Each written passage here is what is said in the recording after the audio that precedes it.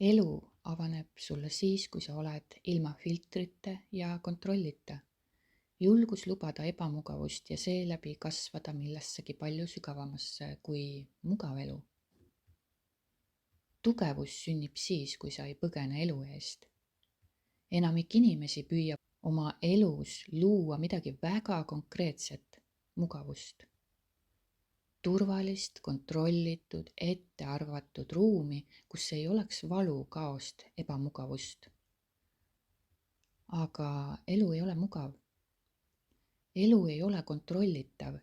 Elu on toores, ehe, vaba ja pidevas liikumises. Kui inimene lõpetaks vastupanu ja avaneks elule nii, nagu see päriselt tuleb, ilma et tõmbuksid kokku, põgeneks, filtreeriks, püüaks mõelda olukorda heaks, siis toimuks midagi imelist. Ta ei muutuks hapraks, vaid tugevaks. Mitte kõvaks, vaid painduvaks, mitte suletuks, vaid leegitsevaks seestpoolt. Tugevus ei sünni sellest, et sul kõik on kontrolli all. Tugevus sünnib siis, kui sa hakkad tundma end mugavalt ebamugavuses. Kui sa ei vaja enam, et elu oleks pehme, vaid lubad endal olla pehme elu sees. Sellest hetkest sünnib uus kvaliteet, sisemine tuli, elujõud, mis ei sõltu välisest, vaid kasvab iga ausa, ebamugava, päris kogemuse kaudu. See tuli ei põleta sind läbi, vaid valgustab sind seestpoolt. Ja ühel hetkel avastad sa, et sa ei pea enam elu vältima. Sa oledki elu ja sul ei ole vaja enam mitte midagi karta. Niipea kui inimene teeb sisemise otsuse lõpetada põgenemine ja avaneda elule täielikult, toimub vahetu nihe.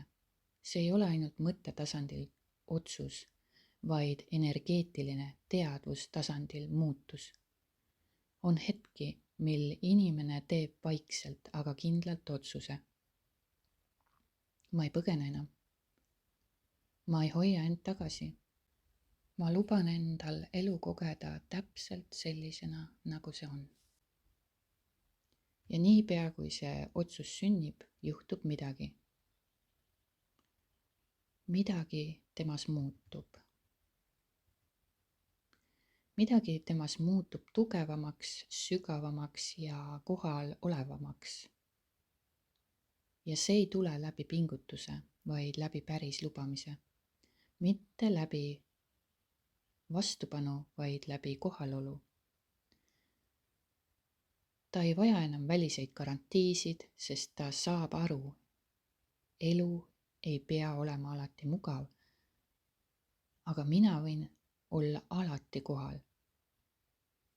Ebamugavus ei tähenda, et midagi oleks valesti. See tähendab, et midagi on päris. Sellest hetkest alates ei ela ta enam ainult ellujäämiseks. Ta hakkab elama sügavuse nimel. Ja iga järgmine hetk kannab temaga kaasas midagi uut. Sisemist tuld, mis ei kustu. Kas oled märganud, et elad sageli peaaegu märkamata pidevas sisemises surves? Sund midagi teha, sund kuhugi minna, sund olla kuskil mujal kui siin. Vaatad kella, ootad järgmist hetke. Tunned kerget rahutust, nagu midagi oleks valesti. See on nähtamatu pinge, mis juhib elu justkui varjuna ja paljud ei märka seda kunagi. Aga kui sa märkad seda survet, tabad selle ära. Ja see on ärkamise hetk. See ei ole veel lahendus, aga see on valgus, mis langeb pimedusse. See on hetk, kus sa ei ole enam surve ohver, sa oled teadlikkus, mis seda näeb. Ja kui sa selles hetkes ei võitle, ei põgene, ei püüa seda parandada, vaid lihtsalt lubad sellel olla, ja ümbritsed selle pehme kohaloluga, siis toimub midagi imelist. Sa hakkad mäletama, et sina oledki armastus. Et sa oled elu ise.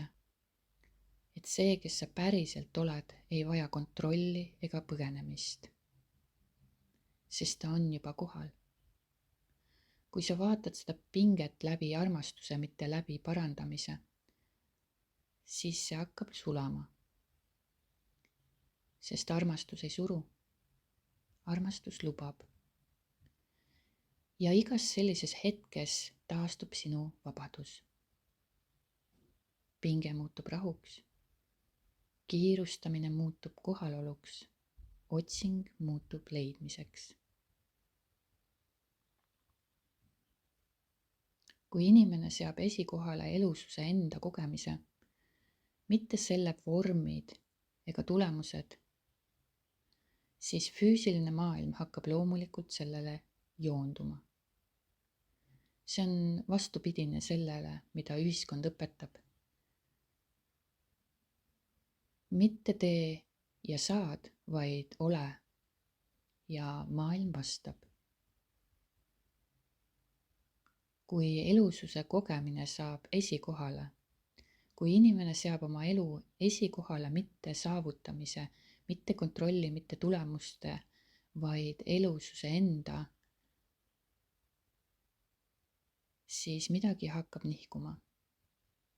See ei ole tavaline prioriteetide seadmine, see on sisemine pühendumine. Ma valin tunda, ma valin kohalolu, ma valin olla päriselt elus. Sellest hetkest ei jahi inimene enam eluvormi, vaid elu iseennast. Ja vastuseks hakkab elu tulema tema juurde, vabamalt, lihtsamalt, loomulikumalt. Nii nagu elususe kogemus sinus süveneb, nii hakkab füüsiline maailm sinu ümber sellele alluma. Mitte läbi jõu, mitte läbi kontrolli, vaid läbi kohalolu sageduse. Mida sügavamalt oled sina kontaktis eluallikaga iseendas, seda rohkem hakkab maailm näitama sama kvaliteeti, voolamist, harmooniat, lihtsust. Sa ei pea enam maailma juhtima. Maailm vastab sulle, sest siis on sinu sisemine maailm saanud oma koha. Ta on esikohal ja kui sisemine maailm on paigas, siis füüsiline maailm joonduvalt lihtsalt järgneb. Kui inimene jõuab oma elus sellisesse punkti, kus senine elu enam ei kanna, kus valu ja segadus on kuhjunud nii palju, et tekib sisemine murdumine ja just sellest murdumisest sünnib uks selgusesse.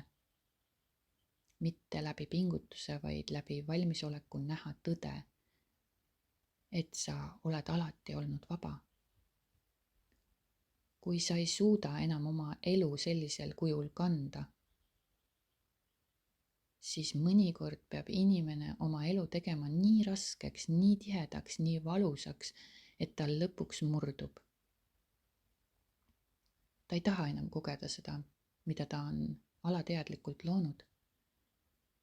Ta ei tea, kuidas ta sinna sattus, aga ta teab kindlalt, et ta ei saa enam niimoodi elada.